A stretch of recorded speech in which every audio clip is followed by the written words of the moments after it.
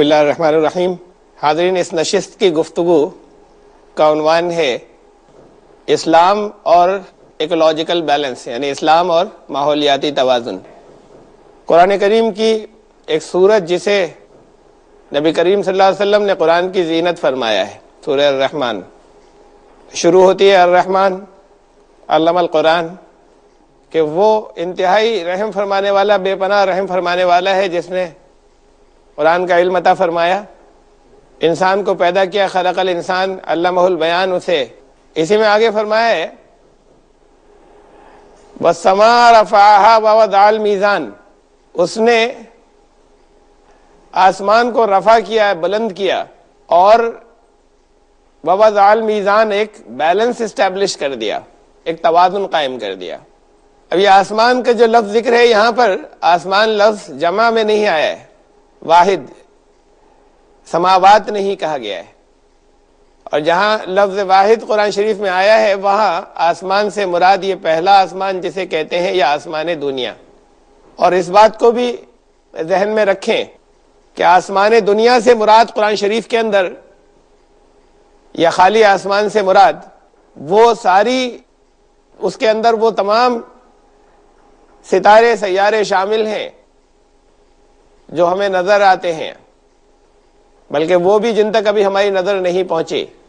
یہ حدود، یہ جتنے ستارے سیارے نظر آتے ہیں، یہ سب آسمان دنیا کے اندر شامل ہیں. آسمان دنیا کی ابھی حد نہیں آئی، وہاں تک ہم نہیں پہنچے ہیں. اس لیے کہ قرآن نے فرمایا کہ انا زینا السماء الدنیا بزینۃ الکواکب، ہم نے آسمان دنیا کو ان سے زینت بنایا ہے. یہ مختلف کواکب اور یہ ستارے سیارے جو نظر آ رہے ہیں، یہ سب زینت جو ہے یہ آسمان دنیا کی ہیں.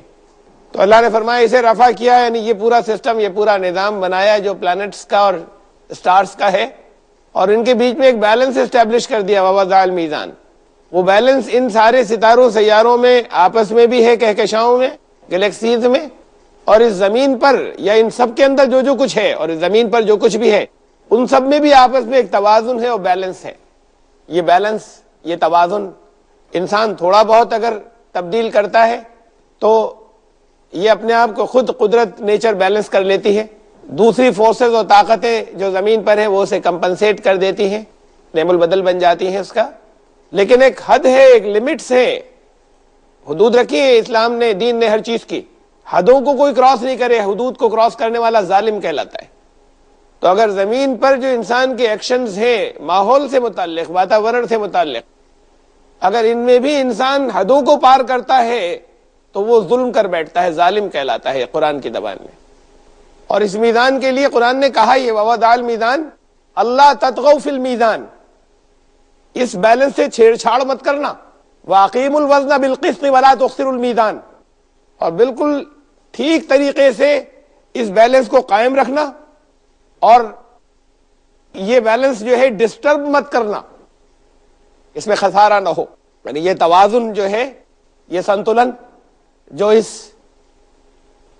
کائنات کے اندر اور اس زمین اور آسمان کے درمیان میں جو کچھ بھی ہے، اس میں جو کچھ اللہ نے یہ توازن قائم کیا ہے، یہ بیلنس، یہ وارننگ دے دی، یہ تنبیہ کر دی کہ اس بیلنس سے چھیڑ چھاڑ مت کرنا اور اس بیلنس کو ڈسٹرب مت کرنا. اب ابھی قریب کے دور میں، یا آج کے، یہ بھی زیادہ پرانی بات نہیں، بہت قریب کی بات ہے، جب ایکولوجیکل بیلنس کی اہمیت، اس کی امپورٹنس کا ہم بار بار نام سننے لگے. پہاڑوں کو زیادہ نہیں کاٹا جائے، جانوروں کو ختم نہیں کیا جائے. یہ ایک بیلنس ہے، ایک توازن ہے، نیچر نے، قدرت نے جو قائم کیا ہے. اور جب وہ بیلنس ڈسٹرب ہوگا، جس کی وارننگ قرآن نے دی تھی، تو تباہیاں آئیں گی اور آفات بہت سی آئیں گی. سیلاب آئیں گے، زلزلے آئیں گے، اور طرح طرح کی اور قدرتی آفتیں آئیں گی. قرآن شریف نے فرمایا کہ ظہر الفساد فی البر والبحر بما کسبت ایدی الناس، خشکی اور سمندر دونوں میں ایک فساد برپا ہو گیا انسان کے اپنے ہاتھوں کی کمائی کی وجہ سے.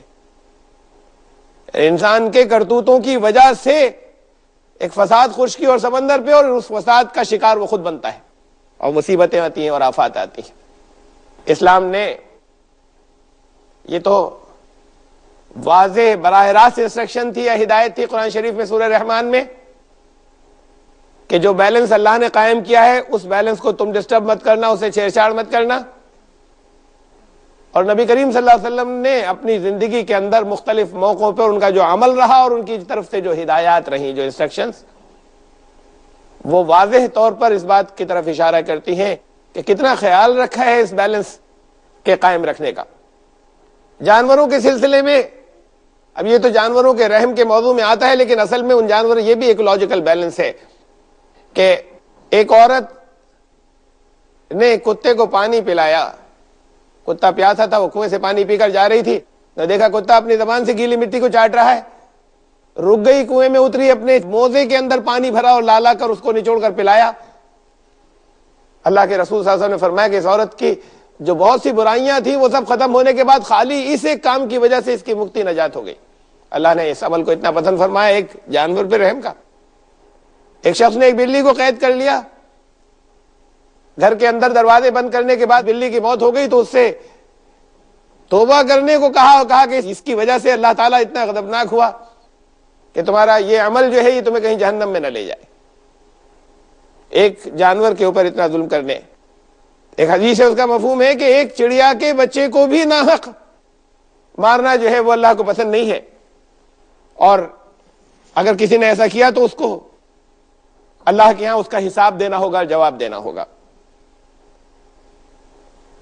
بیلنس قائم کرنے کے سلسلے میں توازن کے لیے واضح ہدایات قرآن شریف میں ہے کہ وَكُلُوا وَاشْرَبُوا وَلَا تُسْرِفُوا إِنَّهُ لَا يُحِبُّ الْمُسْرِفِينَ. کھاؤ پیو، اللہ نے اجازت دی ہے، لیکن بیجا فضول خرچی مت کرنا، اسراف مت کرنا. اللہ تعالیٰ اسراف کرنے والوں کو، بیجا خرچ کرنے والوں کو، فضول خرچ کرنے والوں کو پسند نہیں فرماتا. فضول خرچی جو ہے یہ بیلنس اور توازن کو بگاڑتی ہے. یہ جانوروں کے سلسلے کی میں نے چند باتیں کہ جنگلی جانوروں کی بات، یہ تو پالتو جانوروں کوئی کہہ سکتا ہے کہ جانوروں پہ رحم کی بات تھی. جب کسی وجہ سے کسی مہم کے اوپر صحابہ کرام اور نبی کریم صلی اللہ علیہ وسلم کا لشکر نکلتا تھا تو راستے میں بائی پاس کرتے تھے. اگر کسی جگہ مکھیوں کا چھتا ہوتا تھا، بی ہائیوز کا، یا کسی جگہ آنٹ ہلز ہوتی تھی، یعنی چیونٹی اور دیمک کے جو قلعے چھوٹے چھوٹے سے ڈیزرٹس اور ریگستان میں اوپر بنے ہوتے ہیں، ان سے بچ کر نکلتے تھے کہ ایسا نہ ہو کہ یہ ڈسٹرب ہو. اور ان تمام چیزوں کا اس حد تک خیال رکھا تھا نبی کریم صلی اللہ علیہ وسلم. ماحولیات کے سلسلے میں بہت واضح طور پر آج ہم لوگ کنزرویشن کی بات کرتے ہیں، کنزرویشن آف واٹر کی بات کرتے ہیں، کنزرویشن آف انرجی کی بات کرتے ہیں. جتنے بھی اسلام نے ہمیں اپنی مختلف زندگی کے اندر جو ہماری ضروریات ہیں انہیں پورے کرنے کے طریقے بتائے، وہ سب ایکولوجیکل بیلنس کی اگر ہم روشنی میں دیکھیں تو اس کی پابندی کرتے ہوئے نظر آتے ہیں کہ اس کی خلاف ورزی نہ ہو، اور ان میں سے کسی چیزوں کا جو ہے وہ بیجا اسراف نہ ہو، پانی کا اور انرجی کا. منع فرمایا کہ پولیوٹ نہ ہو. کسی جگہ پر پیشاب کرنے کو اگر بند جگہ ہیں، لوگ بیٹھ کر پیشاب کر لیں، چھوٹے چھوٹے سے پونڈز ہیں، منع کیا کہ وہاں بیٹھ کر کوئی اس میں پیشاب نہ کرے، وہ پانی پولیوٹڈ ہو جائے گا. اسلام نے بڑی نمایاں بات ہے، بڑی نمایاں مثال ہے کہ اس دنیا سے گزر جانے کے بعد جو طریقہ اسلام نے انسانی جسم کے سلسلے میں ریکمینڈ کیا وہ ان کو قبروں میں دفن کرنے کا کیا. یہ اس کی اہمیت ہمیں آج جا کر سب سے زیادہ محسوس ہوتی ہے جب ہم اس کا مقابلہ کرتے ہیں، اس کو کمپیئر کرتے ہیں مختلف اور جو مذہبی قومیں ہیں، جب ہم ان سے تقابل کرتے ہیں، کمپیئر کرتے ہیں. کہیں جلایا جاتا ہے، جلانے کے اندر بے پناہ انرجی ضائع ہوتی ہے، چاہے وہ لکڑی کی شکل میں ہو، چاہے وہ پاور کی شکل میں ہو. اس سے پولیوشن ہوتا ہے جو کچھ جلایا جاتا ہے، بے پناہ پولیوشن ہوتا ہے. ایک ایسا ملک جس کی آبادی 1 ارب کو کراس کرتی ہوئی 1 بلین کو، وہاں اگر سارے لوگ کو ذرا تصور کیجئے ہر ایک مرنے کے بعد اگر جلایا جاتا تو اس کی جو گیسز ہوتی ہیں، اس کا جو پولیوشن ہوتا وہ کیا حشر ڈھاتا یہاں ایٹماسفیئر کے اوپر، اور ایکولوجیکل بیلنس کے اوپر اس سے کتنا زیادہ فرق پڑتا. اور بھی طریقے ہیں لوگ استعمال کرتے ہیں، ندی میں ڈال دیتے ہیں، بہا دیتے ہیں، اس سے واٹر پولیوشن ہوتا ہے، اس سے بھی بیلنس ڈسٹرب ہوتا ہے. بعض لوگ کہا انہوں نے، ہمارے ایسا کرتے ہیں کہ وہ کنویں کے اندر کہیں لاشوں کو لٹکا دیتے ہیں کہ چیل کوے اور گدھ کھا جائیں گے انہیں، اصل میں تو چیل کوے نہیں، وہ گدھ کھاتے ہیں۔ ان کا خیال تھا کہ یہ طریقہ جو ہے وہ ایکولوجی کے حساب سے سب سے بہتر ہے کہ نیچر کی چیز نیچر میں مل گئی، لیکن اللہ کو معلوم تھا کہ آگے کیا ہونے والا ہے۔ وہ طریقہ جو قیامت تک قابل عمل رہے، وہ طریقہ جب تک زمین پر انسان ہے اس وقت تک قابل عمل رہے، وہ طریقہ صرف دفن کرنے کا تھا۔ گدھ ختم ہو گئے، ختم ہوتے چلے جا رہے ہیں۔ تو وہ لوگ جو اپنے مرنے والوں کو، مردوں کو جو کنووں کے اندر لٹکایا کرتے تھے، اب ان کو پریشانی پیدا ہو گئی کہ کیا کریں، اس لیے کہ گدھ نہیں مل رہے کہیں پر، اور ہلکے ہلکے کر کے ایکسٹنکٹ ہوتے جا رہے ہیں اور ختم ہوتے چلے جا رہے ہیں۔ ناظرین ایک وقفہ لیں گے اور اس وقفے کے بعد میں پھر اس کی تفصیل عرض کروں گا کہ اقوام متحدہ نے، یونائٹڈ نیشنز نے اور ان کے انوائرنمنٹ کے جو سیکشن ہے، انہوں نے خاص طور سے ہندوستان اور یہ جو ہمارے ایشین کنٹریز ہیں ان سے کیا کہا ہے کہ وہ کیسے کوآپریٹ کریں اور کیا نقصانات پہنچ رہے ہیں۔ اس لیے کہ قرآن نے فرمایا کہ انا زینا السماء الدنیا بزینۃ الکواکب، ہم نے آسمان دنیا کو ان سے زینت بنایا ہے، یہ مختلف کواکب اور یہ ستارے اور سیارے جو نظر آ رہے ہیں، یہ سب زینت جو ہے یہ آسمان دنیا کی ہیں۔ تو اللہ نے فرمایا اسے رفع کیا، یعنی یہ پورا سسٹم، یہ پورا نظام بنایا جو پلانٹس کا اور سٹارز کا ہے، اور ان کے بیچ میں ایک بیلنس اسٹیبلش کر دیا، ووضع المیزان۔ وہ بیلنس ان سارے ستاروں سیاروں میں آپس میں بھی ہے، کہکشاؤں میں، گلیکسیز میں، اور اس زمین پر یا ان سب کے اندر جو کچھ ہے، اور اس زمین پر جو کچھ بھی ہے ان سب میں بھی آپس میں ایک توازن ہے اور بیلنس ہے۔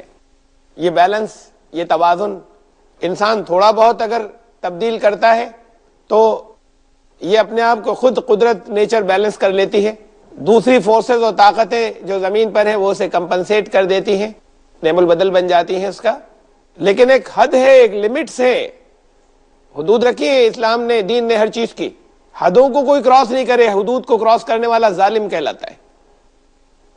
اقوام متحدہ کی جو یونائٹڈ نیشنز کا انوائرنمنٹ کا جو پروگرام ہے UNEP، ان کی رپورٹ ہے کہ ایشین کنٹریز میں اور خاص طور سے انڈیا کے اندر براؤن کلاؤڈ فارمیشن بہت زیادہ خطرے کی لمٹ کراس کرتا چلا جا رہا ہے۔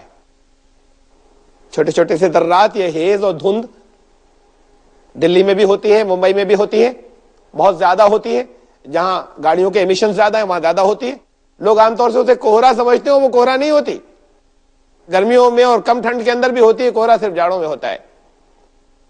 یہ ہیز اور دھند جو ہے یہ بڑی خطرناک ہے، یہ فارمیشن آف براؤن کلاؤڈز ہے، کہ وہ جو ہمارے ایمیشن ہیں اس کے جو چھوٹے چھوٹے سے ذرات ہوتے ہیں اس میں جو سوٹس ہوتے ہیں وہ ریڈیشن کو ایبزارب کر لیتے ہیں سن ریز کی، اور پھر وہ کلیئر نہیں ہو پاتے، پانی سے بھی دھل نہیں پاتے، اور دھند کی شکل میں وہ قائم رہتے ہیں۔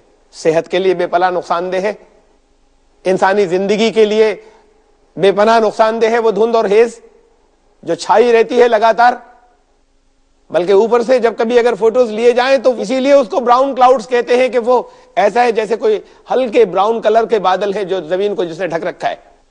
اس کے اندر بہت بڑا کنٹریبیوشن ہمارے ملک میں، دوسری جگہوں پر تو یہ نہیں ہوتا، لیکن ہمارے ملک میں، ہندوستان میں، انڈیا میں کتنی بڑی تعداد کے اندر لاشیں ہیں جلائی جاتی ہیں، ان کے اندر جو فیول استعمال ہوتا ہے اس کے ذرات ہوتے ہیں، جو عبادتیں ہیں اس کی خوشی منانے کے طریقے کے اندر پٹاخے جو چھوڑے جاتے ہیں، یہ جلائے جاتے ہیں، جو اس کا پولیوشن ہوتا ہے، اور عبادت کے نام پہ، پوجاؤں کے نام پہ جو ہون کیے جاتے ہیں، ان سے جو ان میں جو بایو فیولز جلتے ہیں اور ان سے جو پولیوشن ہوتا ہے، جو گیسز نکلتی ہیں، جو ایمیشنز ہوتے ہیں، یہ یقین دلا دیا گیا ہے یہاں پر لوگوں کے ساتھ، سائنٹسٹ نے تحقیقات کر لی، اور اس سے تو پولیوشن اور ختم ہوتا ہے، ایٹماسفیئر اور پاک ہوتا ہے۔ حقیقت یہ نہیں ہے، جہاں دھواں نکلتا ہے وہاں ایٹماسفیئر جو ہے وہ پاک نہیں ہوتا، وہاں پولیوشن بڑھتا ہے، اور اس کی وجہ سے ہمارے ملک کے اندر یہ براؤن کلاؤڈز کی فارمیشن بہت بڑھ گئی۔ اور الگ وہ دوسرا فینومینن ہے عمل گرین ہاؤس گیسز، جو بہت خطرناک ہے، پوری زمین کے لیے خطرناک ہے، باقی دوسرے ملکوں میں دوسری وجہ سے ہے۔ اس سے زمین کا درجہ حرارت جو ہے وہ بڑھا، گلوبل ہیٹنگ جسے کہتے ہیں، گلوبل وارمنگ، گلوبل وارمنگ کی وجہ سے ڈر ہے کہ اگلے کچھ عرصے کے اندر، اگلی سینچری تک، اگلے 100 سال کے اندر اگر حالت یہی رہی گلوبل وارمنگ کی تو گرین لینڈ کے اوپر جتنی آئس کی لیئر ہے برف کی وہ پگھل جائے گی، اور وہ اتنی زیادہ ہے خالی گرین لینڈ کے اوپر جو برف کی لیئر ہے اور طے ہے وہ اتنی زیادہ ہے کہ وہ اگر ساری پگھل گئی تو ساری زمین کا، سارے سمندروں کا لیول 23 فٹ تک اوپر بڑھ جائے گا، 23 فیٹس. کتنے ملک جو ہے اس کے اندر ڈوب جائیں گے، کتنے لوگ ختم ہوں گے. اس پروسیس کو، ان چیزوں کو روکے. اسلام نے اس کا خیال رکھا تھا شروع سے، گلوبل وارمنگ کی نوبت ہی نہیں آئے ان کو باعزت طریقے سے دفن کرنے کا. اس طریقے سے کہ انسان مرتے چلے جائیں، یہ بھی حکم دیا کہ قبروں کو برابر کر دیں، کچا دفن کریں، کچی قبریں بنائیں. ایک مرنے والا اگر پکی زمین لیتا چلا جائے گا تو زندوں کے لیے جگہ نہیں رہے گی. عیسائی دفن کرتے تھے، لیکن اب ان کے یہاں بھی الیکٹرک کریمیشن کی نوبت آ گئی، بجلی سے جلانے کی، اس لیے کہ زمین نہیں مل رہی. حکم یہ دیا گیا تھا کہ کچی قبریں بنائیں تاکہ بعد میں دفن ہونے والوں کو زمین ملتی چلی جائے. یہ سارے حل صحیح بیلنس اور صحیح توازن اسلام نے رکھے تھے، اللہ نے رکھے تھے. اللہ کو معلوم تھا کہ لوگ کہیں زیادتی نہ کریں. لوگ جو ہدایات رکھی تھی، جو عبادات رکھی تھی، جو مختلف طریقے رکھے تھے، جو مناسک رکھے تھے، ان سب کے اندر ایک توازن تھا. وہ توازن جو ہے وہ باقی رہے. پانی کے سلسلے میں اللہ رب العزت نے فرمایا اپنے کلام کے اندر کنزرویشن آف واٹر کے لیے کہ وَأَنزَلْنَا مِنَ السَّمَاءِ مَاءً بِقَدَرٍ وَأَسْكَنَّاهُ فِي الْأَرْضِ وَإِنَّا عَلَى ذَهَابٍ بِهِ لَقَادِرُونَ.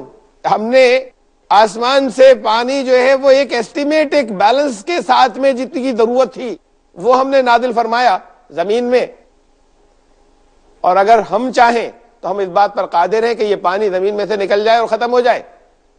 اس کو ہم لے جانے کے اوپر، اس کو کھسکانے پر بھی قادر ہیں. اب بات راجستھان کی یا ڈیزرٹ کے ایریاز کی نہیں، میں بات ہلی ایریاز کی، یا جہاں پر چٹانیں ہیں، پتھریلے علاقے میں، ان کی بات نہیں کر رہا. میں یو پی کے پلینز کی بھی بات کر رہا ہوں، ان جگہوں کی کہ جہاں پانی بکثرت تھا، جہاں پانی باافراد تھا. دلی کے اندر، یو پی کے اندر ہر وقت بہتا رہتا تھا. وہاں آج جگہ جگہ پوسٹرز لگائے جا رہے ہیں گورنمنٹ کی طرف سے. لوگوں کو اس بات کے لیے ٹرین کیا جا رہا ہے، وہ کوچ کیا جا رہا ہے، ایجوکیٹ کیا جا رہا ہے. پانی بچائیں، واٹر کنزرویشن.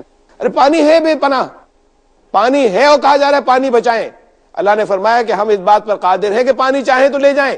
اب معلوم ہوا کہ پانی چلا جاتا ہے، واٹر لیول ڈاؤن ہو جاتا ہے. جگہ جگہ واٹر لیول ڈاؤن ہونے لگا. لوگ کہتے تھے یا لوگ سمجھتے تھے بعض لوگ کہ چونکہ پیغمبر اسلام صلی اللہ علیہ وسلم عرب میں تشریف لائے، ایک ڈیزرٹ میں، ایک ریگستان میں، اس لیے پانی کی اہمیت زیادہ تھی کہ پانی کم خرچ کرو، جو ان کی ہدایات تھی مختلف حدیثیں.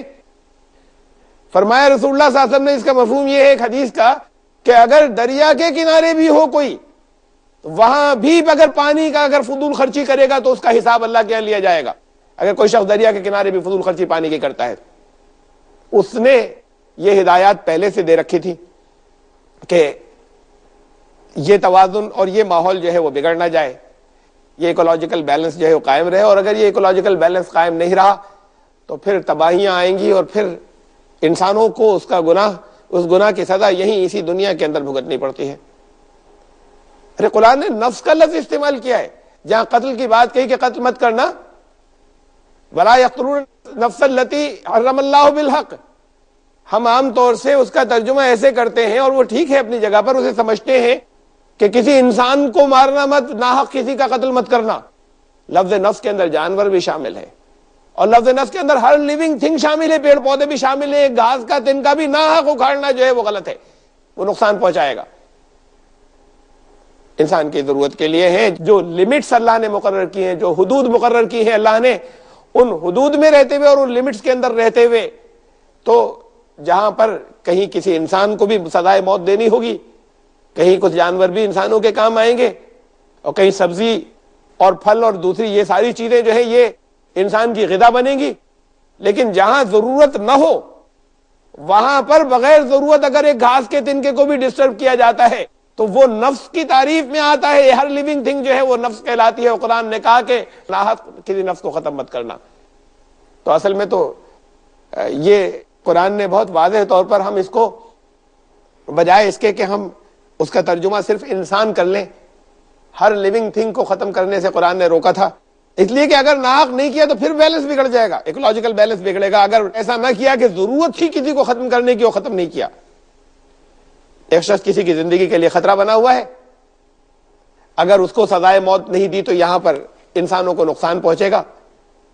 اور ایسے ہی مطلب یہ بھی لیونگ تھنگز ہیں، بعض جراثیم ہیں، کھٹمل ہیں، مچھر ہیں، بہت سے، اور بعض اور دوسری وجوہات سے بعض اور دوسرے جانور، اور بہت سی جگہوں پہ غذا کے طور پہ استعمال ہونے والے جانور، جس تناسب میں، جس ریشیو میں انسانوں کو ان کی ضرورت تھی، اللہ نے ان کا انتظام کیا ہے اور باقی کو ختم کرنے کے لیے کہا ہے، کہیں پر نقصان پہنچانے والوں کو ختم کرنا اور کہیں پر انسان کی ضرورت کے لیے ان کو استعمال کرنا، یہ بیلنس کے اندر آتا ہے۔ لیکن غیر ضروری جب بھی شروع ہو جائے گا، چاہے وہ حیوانی حیات ہو اور چاہے وہ نباتاتی حیات ہو، چاہے وہ اینیمل لائف ہو اور چاہے وہ ویجیٹیبل لائف ہو، غیر ضروری جہاں پہ بھی شروع ہو جائے گا وہ ناحق ہوگا۔ وہ ناحق جو ہے وہ ایکولوجیکل بیلنس کو بگاڑنے والا ہوگا، ماحولیاتی تناسب کو، اور اللہ اسے پسند نہیں فرماتا، اسلام اسے پسند نہیں کرتا۔ اسلام تو ہر جگہ، زندگی کے ہر شعبے میں، زندگی کے ہر میدان کے اندر بیلنس اور توازن قائم رکھنے کی بات کرتا ہے۔ وہ بیلنس چاہے زمین و آسمان کے درمیان میں ہو، اس لیے کہ فرمایا کہ ہم نے جو کچھ بھی پیدا کیا، اللہ نے جو پیدا فرمایا وہ حق پر پیدا فرمایا، جو حق پر پیدا فرمایا اس کو کسی دوسرے کو ڈسٹرب کرنے کا حق نہیں ہے۔ وہ بیلنس چاہے کائنات کے اندر ہو، وہ بیلنس چاہے زمین پر حیات کے اندر ہو، انسانی لائف کے اندر، انسانی زندگی، نباتاتی زندگی اور حیوانی زندگی، اور وہ بیلنس چاہے ہماری عادات و اطوار اور ہمارے بیہیویئرز کے اندر ہو۔ ان ساری چیزوں میں اللہ نے توازن رکھنے کو فرمایا، اور یہ توازن رہے گا تو انسان یہاں پر پیسفلی رہ سکے گا، یہاں پر ایگزسٹ کر سکے گا امن کے ساتھ میں اور شانتی کے ساتھ میں۔ اور ورنہ سزائیں اسی دنیا میں مل جائیں گی، بات کو تو جو سزا ملنی ہے وہ ملے گی۔ تو حضرات ناظرین، یہ کچھ باتیں تھیں جو ماحولیاتی، قرآن نے جو جہاں جہاں بہت سے اور دوسرے دیگر اشارے بھی ہیں، لیکن مختصر چند باتیں میں نے یہاں پر رکھی ہیں کہ قرآن نے اس بات کو خاص طور سے ہدایات دی ہیں، اور اسلام نے بھی ہدایات دی ہیں کہ اس ماحول کا کیا تناسب جو ہے، توازن باقی رہے، ایکولوجیکل بیلنس جو ہے وہ کبھی ڈسٹرب نہیں ہو۔ اللہ تعالی ہمیں عمل کی توفیق عطا فرمائے۔ وآخر الدعوات